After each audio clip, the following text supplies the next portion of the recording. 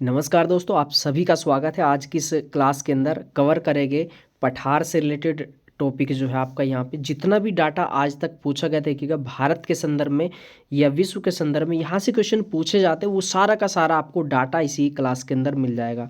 कोई भी अगर आप टॉपिक करते हैं तो इस तरीके से रेडी करिएगा जिससे कि आपका एग्जाम में क्वेश्चन आए तो वो आपके नोट्स के अंदर से ही आए। तो चलिएगा, और इसमें बहुत अच्छे से हम यहाँ पे जो है कवर करने वाले। इसमें सबसे पहले देख लेते हैं यहाँ पे पठार की अगर एक सिंपल जो है परिभाषा देखी जाए तो पठार क्या है? धरातल का वह विशिष्ट स्थल रूप जो अपने आसपास के स्थल से जो है ऊंचा हो और जिसका ऊपरी भाग चौड़ा व सपाट हो, तो क्या कहलाता है? वह आपका पठार कहलाता है। तो आपसे पूछा जाएगा कि भारत में कितने प्रतिशत क्षेत्रफल पर पठार है, तो ये है आपका 27% क्षेत्रफल पर। पिछले जो है 1 से 1.5 साल के अंदर ये 2 से 3 परीक्षाओं में जो है पूछा जा चुका है आपका कि पठार जो है कितने प्रतिशत है। आपसे पूछा जाएगा पर्वत कितने प्रतिशत है, ऐसे पूछ लिया जाता है। ज्योग्राफी में देखिएगा डाटा के जो क्वेश्चन होते हैं वो मोस्ट इंपॉर्टेंट होते हैं। जैसे अभी आपसे पूछ लिया जाएगा कि आपका जलोढ़ मिट्टी कितने प्रतिशत पर है, आपका पूछ लेगा अवसादी सेल जो है या परतदार सेल वो कितने क्षेत्रफल पर जो है आपकी फैली हुई है। तो ऐसे आपके डाटा पूछे जाते हैं। और इसकी जो समुद्र तल से ऊंचाई होती है ये आपकी 300 से 1000 मीटर तक होती है। ऊंचा भी होता है लेकिन एक नॉर्मली जो है 1000 मान सकते हैं आप इसको। इसके बाद आपका आगे देख लेते हैं। इसमें पठारों में खनिज तेल जो है आपका यहाँ पे नहीं पाया जाता, ये मोस्ट इंपॉर्टेंट आपका पॉइंट है। खनिज तेल नहीं पाया जाता, लेकिन अवसादी सेल जो है इन्हीं पठारों की जो है आपकी चट्टानें हैं। इसके बाद पूछा जाएगा कि आपका दुनिया का सबसे ऊंचा जो पठार है कौन सा पठार है? ये आपका पामीर का पठार, या इसको जो है तिब्बत का पठार भी जो है बोला जाता है। ये इसको कैसे कहते हैं? संसार की छत। इसकी ऊंचाई कितनी है? तो ये है आपकी 5000 मीटर। कितनी है? 5000 मीटर है। इसके बाद खनिजों का दिल व देश कहा जाता है, तो ये कहा जाता है आपका छोटा नागपुर का पठार। और छोटा नागपुर के अंतर्गत जो आपके राज्य आते हैं, जैसे आपका छत्तीसगढ़ आ जाएगा, झारखंड आ जाएगा, बंगाल आ जाएगा, तो जो है ये वाले जो है क्षेत्र इसमें आते हैं। यहाँ का जो ये क्षेत्र है आपका, ये कौन सा है?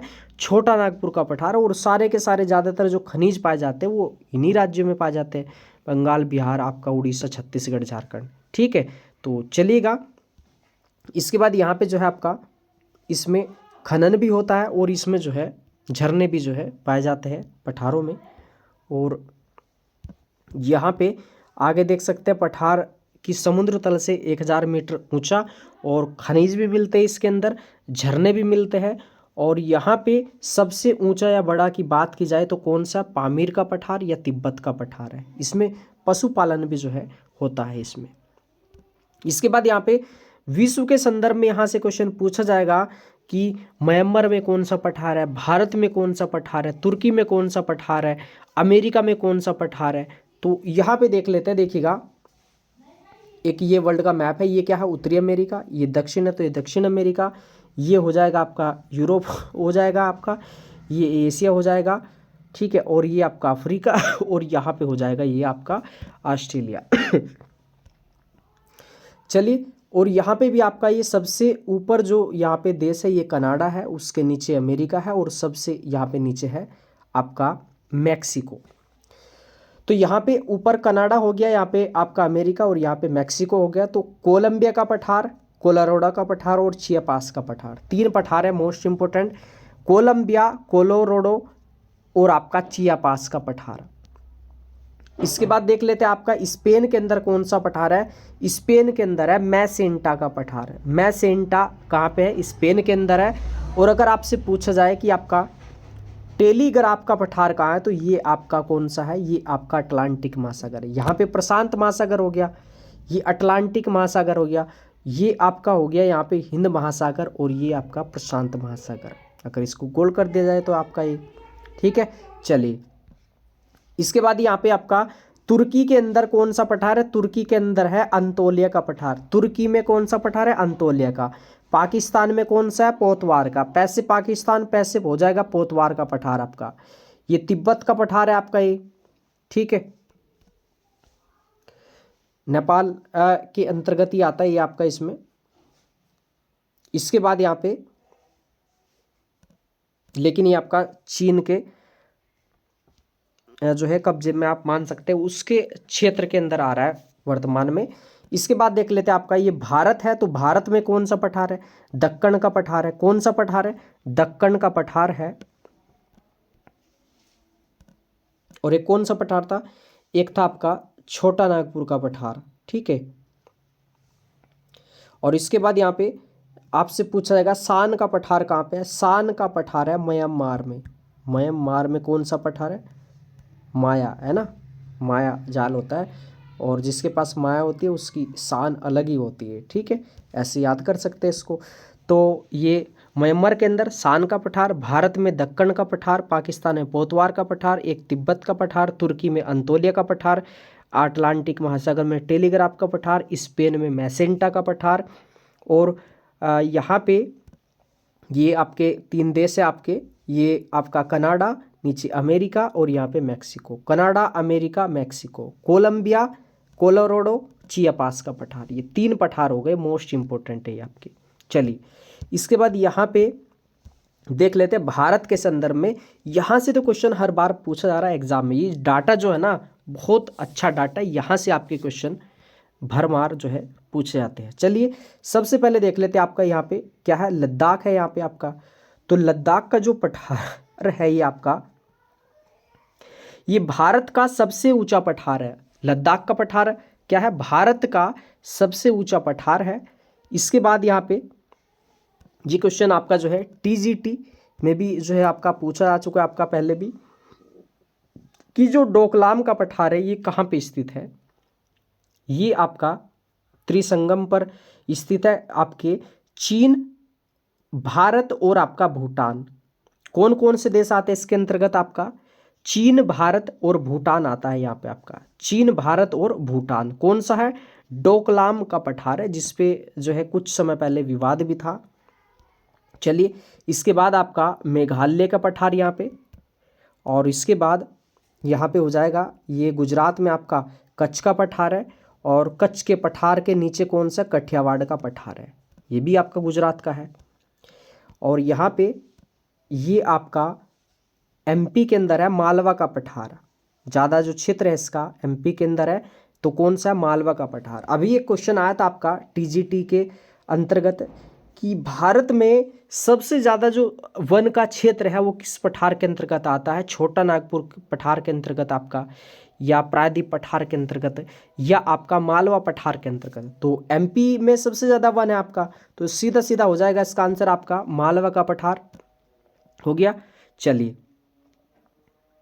इसके बाद यहाँ पे आगे देख लेते हैं, महाराष्ट्र है यहाँ पे।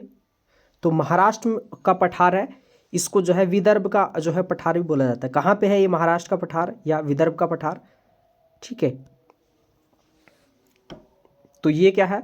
ये सूखा क्षेत्र आता है इसके अंतर्गत आपका, विदर्भ जो क्षेत्र है आपका इसमें। और कैसी मिट्टी पाई जाती है यहाँ पे? काली मिट्टी आपके दक्कन के पठार में, या आपका महाराष्ट्र के अंतर्गत आपका इसमें।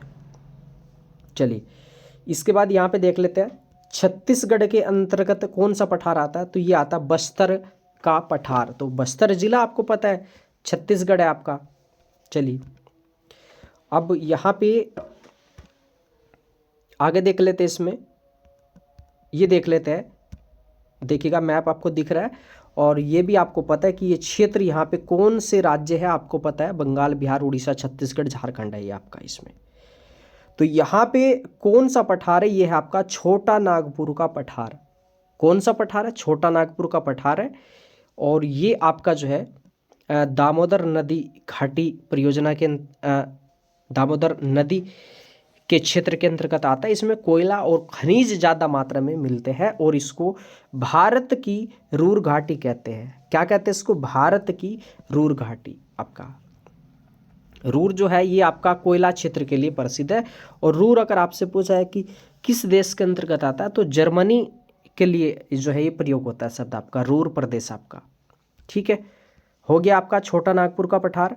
इसके बाद यहाँ पे देख लेते हैं ये हो गया, ये काफ़ी जो बड़ा क्षेत्र है ये है दक्कन का पठार, ये इसको बोला जाता है प्रायद्वीप का पठार। इसका जो क्षेत्र है लगभग 5 लाख वर्ग किलोमीटर है और विशालतम है और बेसाल्ट चट्टानों से ये निर्मित है। ठीक है, और इसमें क्या क्या उगाया जाता है, कपास भी उगाया जाता है, गन्ना भी उगाया जाता है। अभी एक एग्जाम में पूछा था कि आपका कपास की का जो क्षेत्र है, या कपास किस में उगाया जाता है, कि कच्छ के पठार में या कच्छ के क्षेत्र में या आपके दक्कन के पठार में, तो ये आ जाएगा दक्कन का पठार। और काली मिट्टी का जो क्षेत्र है ना, देखिएगा आपने सुना होगा कि गुजरात में मिलती है, महाराष्ट्र में मिलती है, तो यहाँ पे एमपी, देखिएगा यहाँ से कौन सा आपका राज्य है, एमपी है, और यहाँ पे आपका कर्नाटक वगैरह का क्षेत्र भी इसी के अंतर्गत आ जाता है इसमें। ठीक है, तो सबसे बड़ा पठार कौन सा है भारत का, दक्कन का पठार या प्रायद्वीप का पठार। इसकी आकृति कैसी है, त्रिभुजा आकार है इसमें। चलिए, यहाँ पे कौन सा राज्य है, तो यहाँ पे है आपका कर्नाटक, और ये हो जाएगा कर्नाटक का पठार, या इसको बोला जाता है धारवाड़ का पठार। ये किस लिए प्रसिद्ध है, यहाँ पे जो है आपका लोहो ऐश के लिए प्रसिद्ध है। कुद्रेमुख खान जो है किसके लिए प्रसिद्ध है, वो लोहे के लिए, और कोलार खान है आपकी ये सोने के लिए है आपकी। सर्वाधिक खनिज मिलता है और यहाँ पे प्रतदार चट्टानें भी मिलती है। और आपसे पूछा जाए कि मालनाड का पठार, मालनाड, माल किस में मिलता है, तो माल मिलता है धारवाड़ के पठार में, कर्नाटक में। तो आपसे पूछा जाएगा कि मालनाड का पठार जो है किस पठार को बोला जाता है, तो आपका आंसर होगा इसमें कर्नाटक के पठार को। धीरे धीरे हमने जो है सारा कवर कर लिया, बस ये बचा आपका। ठीक है, तो आपको राज्यों की लोकेशन का जो है जानकारी होना बहुत ज़रूरी। बहुत सारे क्वेश्चन तो ऐसे ही आपके सोल्व हो जाते हैं लोकेशन से ही आपका इसमें। चलिए, इसके बाद देख लेते हैं यहाँ पे क्या है, आंध्र प्रदेश है, और आंध्र प्रदेश का छोटा भाई कौन सा है, तेलंगाना है। ठीक है, तो तेलंगाना में सीधा सीधा हो जाएगा तेलंगाना का पठार, और आंध्र प्रदेश में हो जाएगा सीधा सीधा आंध्र प्रदेश का पठार। लेकिन आंध्र प्रदेश के पठार को रायसीन का पठार भी बोला जाता है। ये आप कह सकते हो कि रायसीन का पठार का है, आंध्र प्रदेश में है। तो देखो इसको कैसे याद करेंगे, रायसीन, मालनाड का पठार, रायसीन का पठार, छोटा नागपुर का पठार, प्रायद्वीप का पठार, तिब्बत का पठार, बहुत सारे क्वेश्चन आपके बनेंगे इसमें। तो देखो रायसीन, राय ले रहा है, किससे ले रहा है, अंधे से ले रहा है। कोई अंधा है यहाँ पे, उसको जो है मान लीजिए कुछ नहीं दिखाई दे रहा है, नाम कैसा है, नाम क्या है, अंधा, तो उससे जो है यहाँ पे राय ली जा रही है, जो कि देखिएगा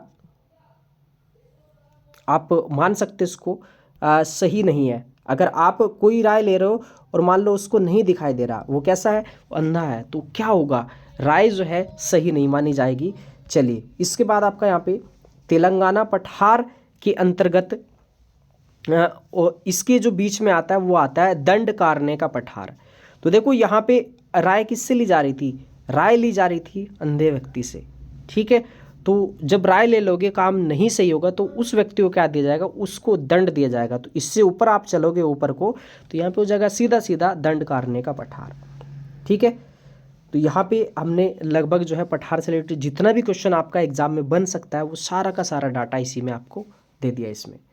तो एक बार देख लेते हैं आपका जो है सर्वाधिक खनिज वाला पठार, जो है सर्वाधिक खनिज वाला पठार या मालनाड का पठार, तो आप कह सकते हो कि यहाँ पे जो है कर्नाटक का पठार है, धारवाड़ का पठार है। रायसीन का पठार आंध्र प्रदेश का हो जाएगा, दंडकारण्य पठार तेलंगाना और आंध्र प्रदेश के बीच हो जाएगा, और यहाँ पे दक्कन का पठार या प्रायद्वीप का पठार ये भारत का सबसे बड़ा पठार है।